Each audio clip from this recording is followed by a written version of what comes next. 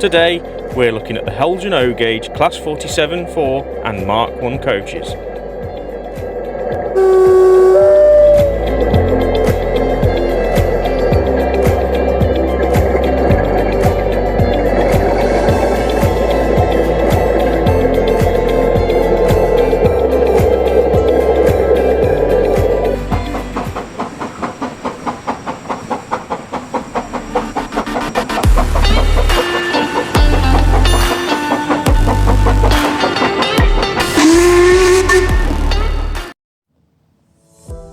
Hello everyone, and welcome back to the Kiln Line. Today we are going back to our roots. We are looking at a 7mm standard gauge locomotive, or O gauge for the majority of people who are going to be watching this. Today we are looking at a Heljan Class 47 in Network Southeast. It's a 47-4 as well, so yeah, this thing is a massive beast. It's radio controlled. And I have had so much fun running this at the club layout. I just could not keep it away from you guys. This engine is amazing. I just love it, and it really makes me want to get a 47, even for this little run that I've now got. But we will open this up so you can see it in its glory too. This is not at all brought about because of MERP, Model Rail Replacement Podcast. Only going about southern region at the moment.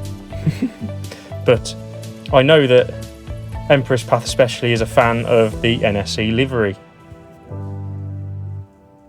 This locomotive is as I said, is radio controlled. It has been fitted by Foss Works, as I can show you on the details here. Foss Works, it's got relatively few sounds, to be honest, but it's nice enough. So yeah, got sounds there. It's got volume control as well, which is always good on these. And this is actually the first RC locomotive that I've actually had to look at a lot on the channel. It's actually come with a piece of paper that tells you what the sounds are instead of me guessing, which is always a great thing. So yeah, on to what else came with the locomotive. We have got a BR Class 47 user manual from Heljan, basically explaining the history of the locomotive, fitting the detailed parts, a breakdown of all the bits that go into the locomotive, servicing, DCC installation, which is never easy on a Heljan locomotive, I don't care what anybody says. These locomotives are never DCC ready, but I believe the newer ones are. They've finally twigged. But anyway, let's have a look at this locomotive. It is extremely heavy, so I've got to try and prise it out of the box. Put it towards the back, and as you can see, the livery is absolutely amazing. It's already got the ploughs fitted, so I don't have to do any modification to it to make it fit anything. So yeah, it's out of the box. The box is lovely, by the way, nicely padded foam. Instead of having the plinths that these things normally come on, it's nice and easy to get the locomotive in and out. But yes, the livery application on the locomotive is absolutely brilliant. As you can see, the ends as well, really well detailed. Even comes with moving fans, which is always a nice thing on the Heljan locomotives. As a bit of a bonus to this video, I'm also going to look at the Heljan Mark 1s. This one is a BSK, never mind what's on the box, it's just been put in a box, but this is what they come in, really. These Mark 1s are really quite light, to be fair, but the boxes are quite substantial. Comes in a ice cube packaging, which I'll show you now. I do apologise if you can hear any locomotive noise in the background. That's my quarry Hunslet just ticking over in a siding. So yeah, here we are with the sleeve that's come out of the box, and then you've got your ice cube. It's quite substantial packaging, to be fair, for coaches. The Lionheart ones, which I'll do a video on soon, is a lot simpler than this. But let's get this out. Put the ice cube to one side.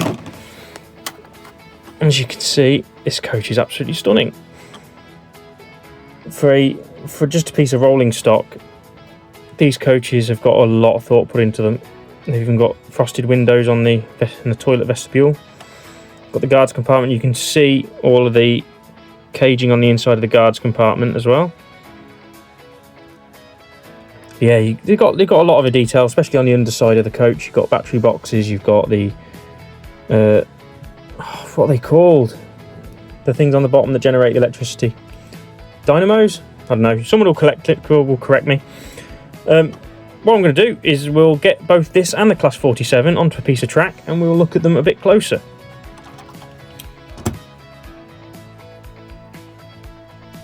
Okay, so here we are on the workbench with the Class 47-4. As you can see from the front of the locomotive, you've got lots of detail here, including electrical connections, vacuum and air pipes. The coupling, which is on a swivel to help it pull coaches around corners. Ploughs, windscreen wipers, and the actual works inside the cab. You've got some detail. You've got the what looks like the gear selector. No, they don't have gear selectors. The brakes, the accelerator, and the reverser. And you've got a window on the side which looks into the engine bay. There is nothing in there though. Moving on down the locomotive, we've got the really well detailed bogies. And onto the battery boxes and the fuel tanks. Ignore the plug on the side, that's where this locomotive charges for its RC. The application of the livery on the side of this locomotive is absolutely stunning. I'm sure somebody will be able to tell me which kind of era network southeast livery this is, because I'm not exactly clued up on southern liveries, but I'm very fond of this one. On the top of the locomotive we have the fans, which you'll see running in the when we look at the sounds of this locomotive. And I imagine that's where they're the panels that they lift off to bring the power pack out of the top of the locomotive. Okay, let's give this locomotive a look on the other side. I imagine it's going to be mostly the same, but we'll do it anyway, and we'll move on. Here we are on the B end of the locomotive.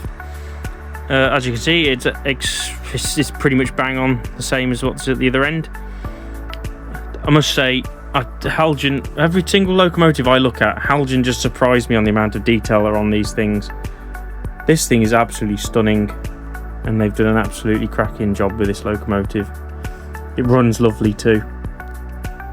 There's a switch on the side which turns the locomotive on and off.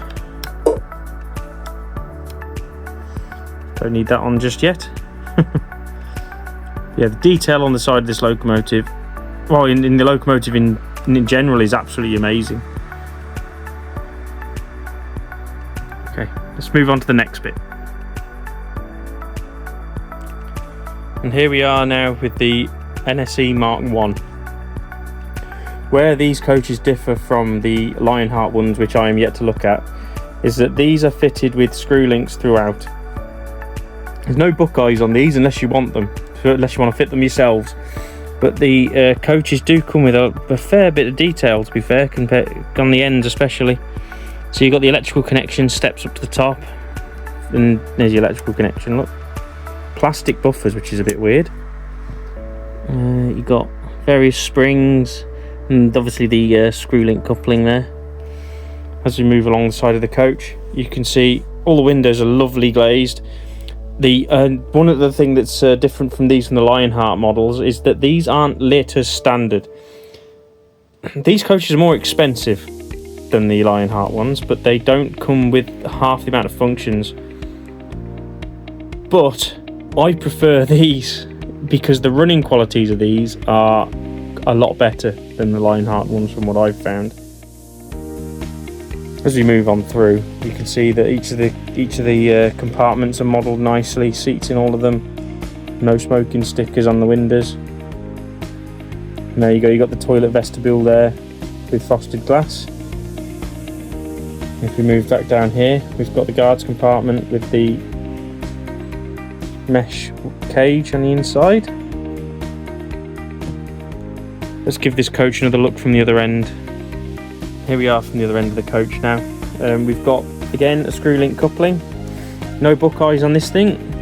We've got the air piping there, electrical connections. And underneath the coach you've got the bogies, and then you've also got the battery boxes, which is always a nice touch. Very, very fine writing on the side as well, the emergency lighting point. And you've got the other side of the guards compartment with the is it double door? No, it's just single door on this one. Oh no, there is a double door further up. There it is. I used to volunteer on these quite a lot back in the days when I used to volunteer on the Heritage Railways. I just hadn't made out that second door. As you see, that from this side you can see the compartments again. It's just a stunning piece of kit, this, and the livery application on this as well as the locomotive are absolutely second to none. Heljan do an amazing job with their liveries, I must admit. Here we are once again on the scales, so let's get them on. The track's more to keep it on, so it evenly distributes the weight more than the wheels to sit on the track, because this point is ruined, obviously. Right, class 47 first, we'll put that on the scales. It is a very big locomotive.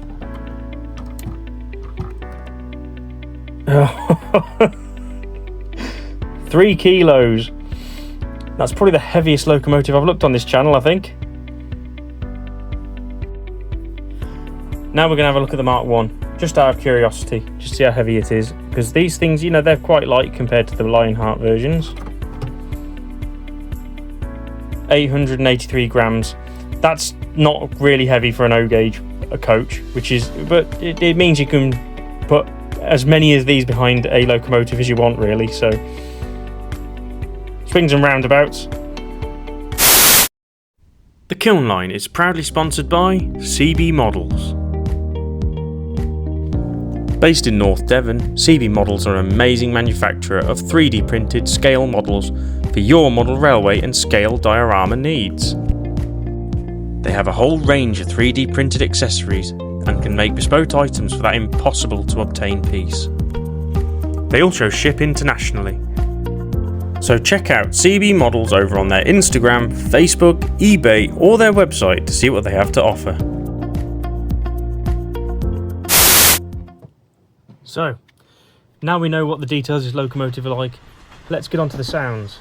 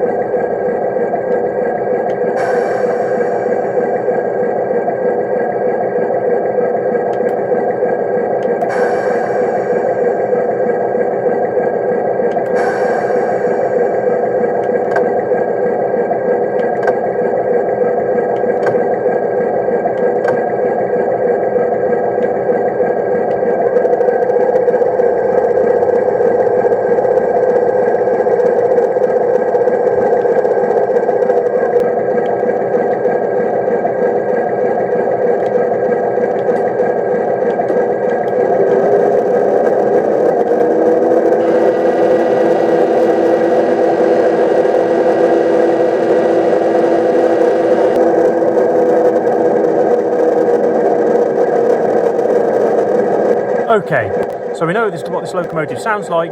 Let's take her for a spin.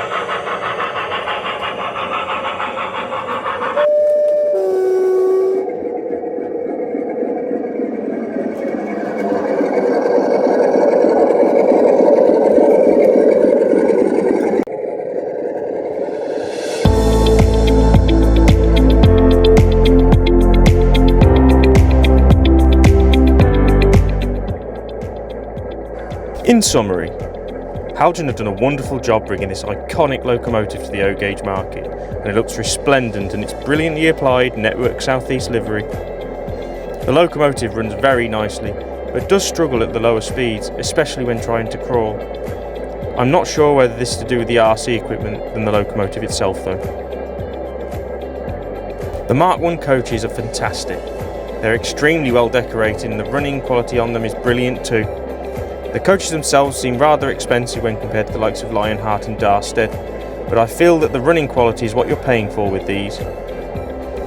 All in all, the locomotive and coaches are awesome. It's been a pleasure to have these to run on the Kiln Line, and I've no doubts that these will be stalwart performers on the Telford O gauge group's layout, Halesfield TMD, when it's out on exhibition circuit in 2025.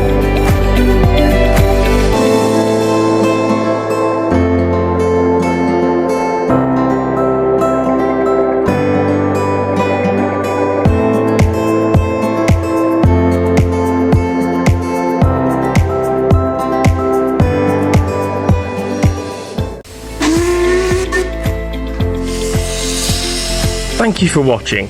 Please like, subscribe, hit that notification bell and even comment if you want to see or hear more from the Kiln Line.